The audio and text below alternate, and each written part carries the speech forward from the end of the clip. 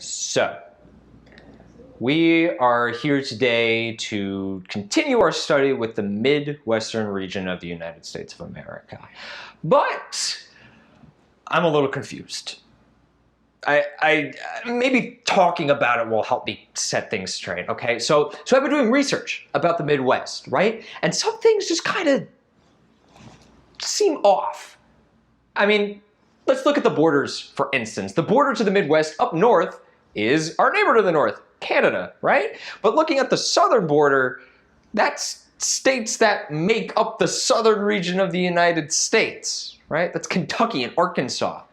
So the Midwest just goes from Canada to the south? And the eastern border, look, Ohio borders Pennsylvania. We know that's the east, right? But on the west side, the Midwest is flanked by states like Colorado and Wyoming and Montana. They all have the Rocky Mountains running through them. So the Midwest just goes from the Northeast all the way to the Rockies? The Midwest region just seems so big and, I don't know, different. Like the states don't fit together. For instance, did you know that eastern Ohio gets twice as much rainfall as central South Dakota? That's one of many weird facts about the Midwest region. Like Kansas's farmland has a growing season 80 days longer than land near the Canada border, like North Dakota.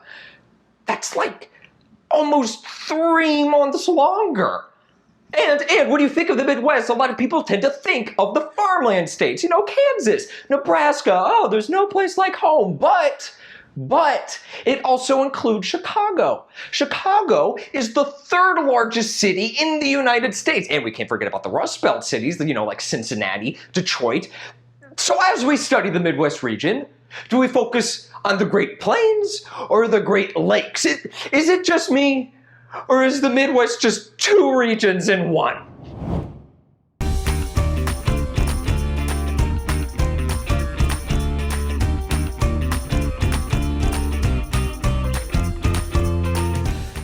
Okay, so I've had a minute to ponder this, and I think I figured it out. The Midwest region is like tape. Yeah.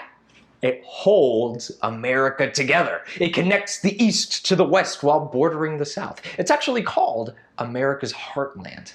And I think that the Midwest region, more than any other, embodies what America is.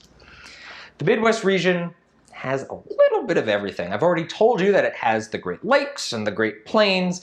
It's got cities like Chicago and small towns everywhere. It's got Mount Rushmore, for crying out loud. It's got industry, and its roots, more than anything else, like America, are based in agriculture. Most of the land in the Midwest is fairly flat and has fertile soil full of humus, which is great for agriculture. Plus, the Midwest region tends to have long, warm summers with plenty of rainfall, making it even better for farming. I mean, it is in the continental climate region, right? Stuff like corn, wheat, oats, and sunflowers grow like crazy on the Great Plains. You'll actually find the dairy capital of the United States in Wisconsin, which produces more dairy products than any other state. Except for California. But you know, even though California produces more, you gotta give the title of dairy capital to Wisconsin, right? Dairy is part of their state's identity. Like, take, for instance, their football team, the Green Bay Packers, named for packing products like cheese. Their fans call themselves cheeseheads and wear huge blocks of cheese on their heads to every game.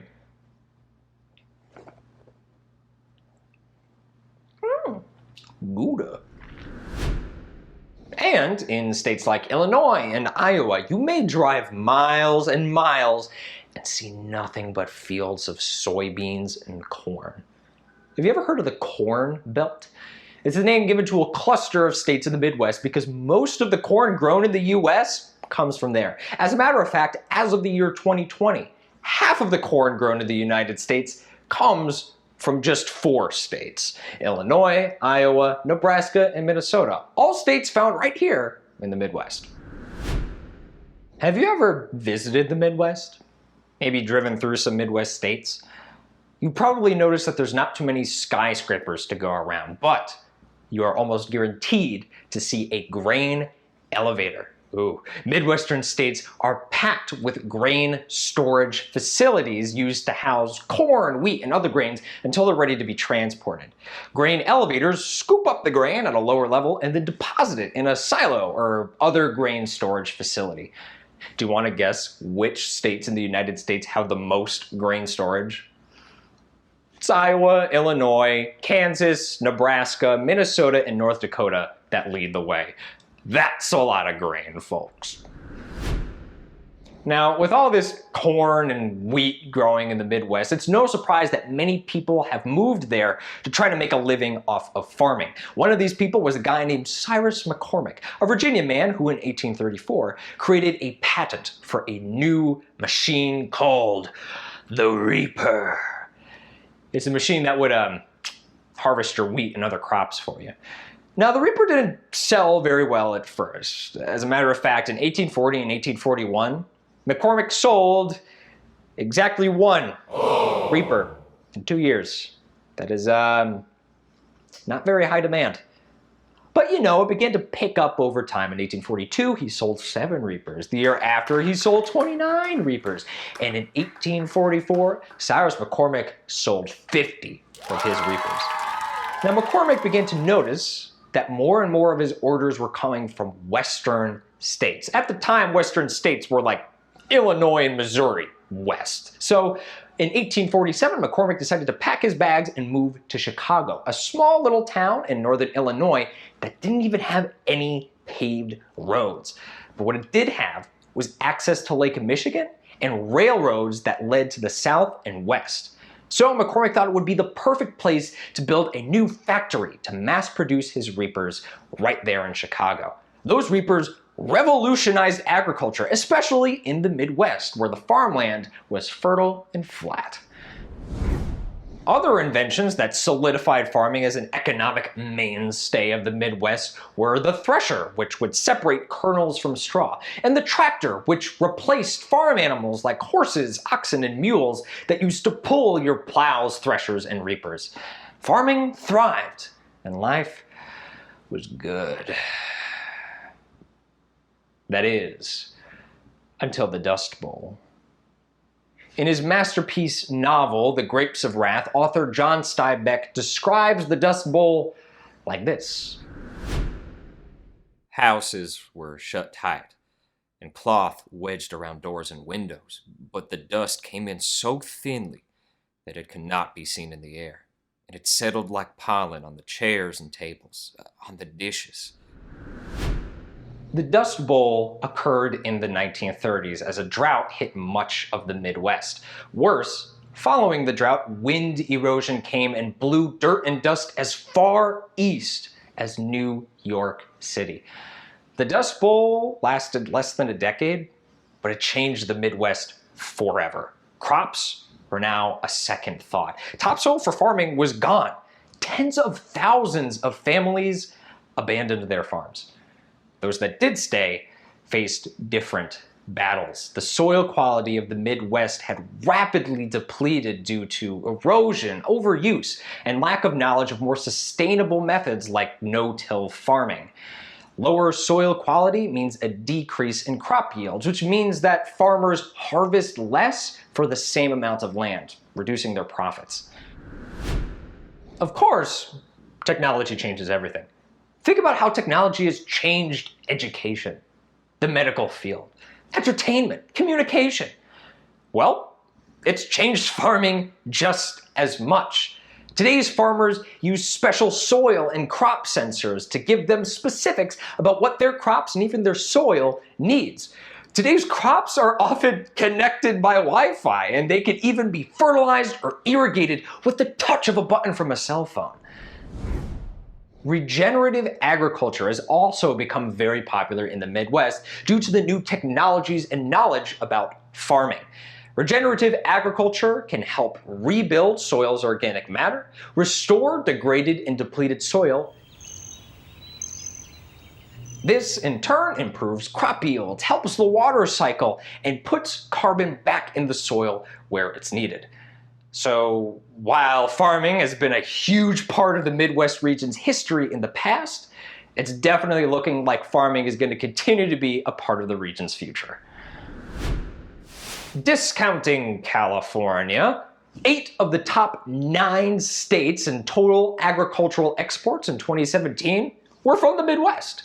Illinois, Iowa, Nebraska, and Minnesota all placed in the top 6. This makes perfect sense, as some of the top US exports are grains like wheat, corn, animal feed, soybean, and livestock products, all of which the Midwest is known for. Unsurprisingly, the Midwest is also home to the largest marketplace for agricultural commodities in the world. The Chicago Mercantile Exchange trades several types of financial instruments, including options and futures contracts, many of which revolving around farm projects. The Chicago Mercantile Exchange is not just an icon for America, but for the rest of the world as well. And this all comes after being founded in 1898 as the Chicago Butter and Egg Board. Really? Still, all of the advancements in agriculture and farming have led many people to leave their farms and move elsewhere, just like they did after the Dust Bowl. Today's families are moving to cities, or often to other regions entirely. Population change has plagued the Midwest region for the better part of a century. The Dust Bowl started the exodus, but it's still going today.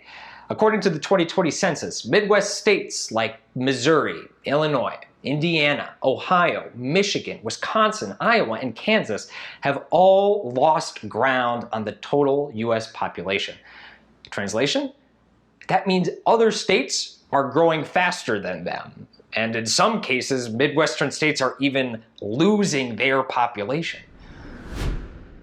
But just because some people are leaving the Midwest doesn't mean there's no good reason to head to the region yourself. Take Chicago, for instance, one of the greatest cities in America. You can find everything there, from sports to art to music to deep dish pizza, and famous skyscrapers like the Willis Building, although most locals call it the Sears Tower, and the Hancock Building to the famous Navy Pier. And did I mention Mount Rushmore before? It is truly awe-inspiring. George Washington, Abraham Lincoln, Thomas Jefferson, Teddy Roosevelt, located in the Black Hills of South Dakota. It might be a long way from where you are, but the trip is definitely worth the reward. You can go to the beach in the Midwest. Yeah, really. The Great Lakes have some beautiful coastlines with amazing scenery. Lake Michigan and the other Great Lakes have often been called America's third coast. You like shopping? Then maybe you'd want to shop in the largest shopping center in the United States, the Mall of America, located in Minneapolis, Minnesota. It's so big, it's got a theme park in it. Speaking of theme parks, have you heard of Wisconsin Dells? That's the water park capital of the world. Really, more than 20 different themed water parks are located in Wisconsin Dells, and they have both indoor and outdoor, so you can visit there year-round. And while you're there, remember, you're in the Midwest, home of so much of America's agriculture. Drink some milk, eat some cheese, put some cheese on your head. Keep an eye out for a grain elevator or maybe even a skyscraper. Take in the beauty of the Great Plains and the Great Lakes and relish in America's heartland, the duct tape that holds the US together. Until next time, everyone, keep exploring. Hey.